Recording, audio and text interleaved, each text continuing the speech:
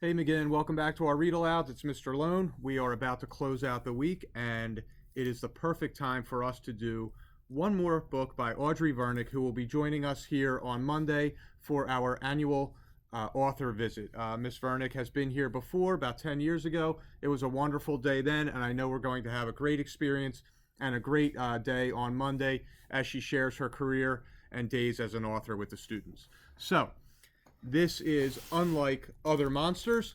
One of the picture books she's done. The cool thing with Audrey is that she's done chapter books, picture books, fiction, nonfiction, biographies, you name it. She runs the gamut of genres and what she brings to books. Here we go. Unlike other monsters, Xander was a monster. This wasn't strange, as Xander's mother was a monster. His father too. Oddly, his sister was a fairy, and his dog was a skunk. Like other monsters, Xander didn't have friends. When he passed a monster he knew, Xander lifted his chin in a way that meant, "I know you." The other monster would chin point back. And that's about how far it went for monsters. Xander's sister, Lilybell, had friends. It sort of went along with being a fairy. Lilybell's friends flitted about Xander's home like sparks of happiness, which was nice, if you like that kind of thing. Xander did not. Luckily, Xander didn't care about friends.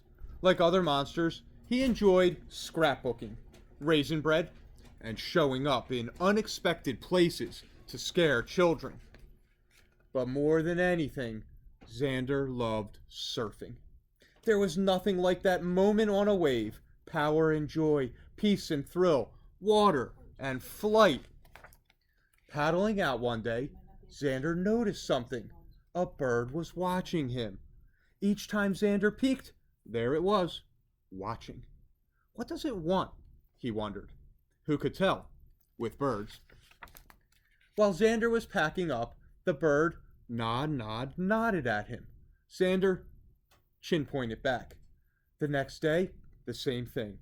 The day after that, too. A day later, Xander smoothed a circle in the sand next to him. The bird landed in the center. Other monsters noticed. "Hey, Xander," Felix said. "Is that your friend?"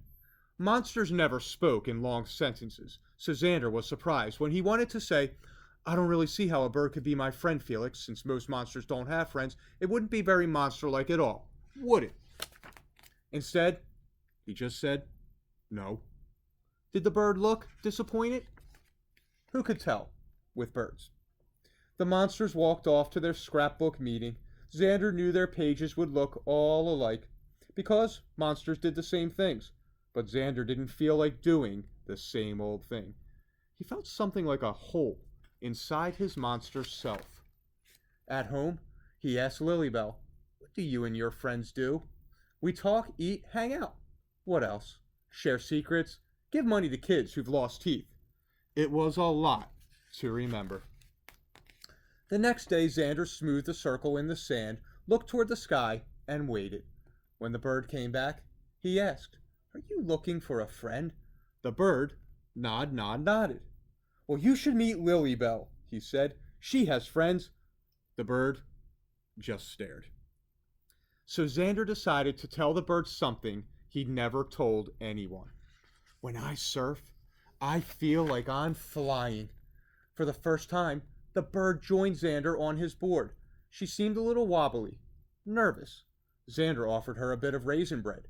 She grabbed it in her beak and nodded at him. Xander chin pointed back. Other monsters noticed. "Hey, Xander," Felix said. "Is that your friend?" Xander thought about Lilybell's list. Talk, eat, secrets, teeth, money.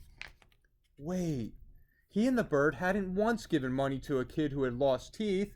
Birds probably didn't even know what money was, or what teeth were. Was that a deal breaker?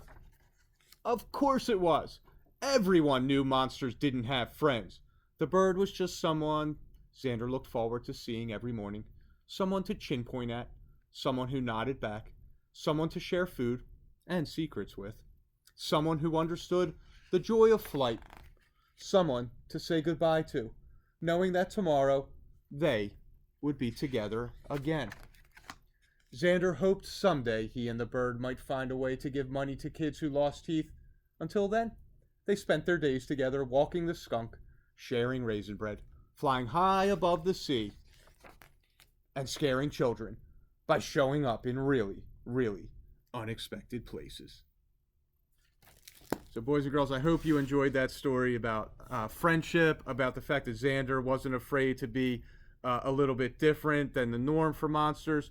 Can't wait to have Audrey Vernick here on Monday to celebrate a special day of books. I will see you then, and until that time, have a great weekend again. See you soon.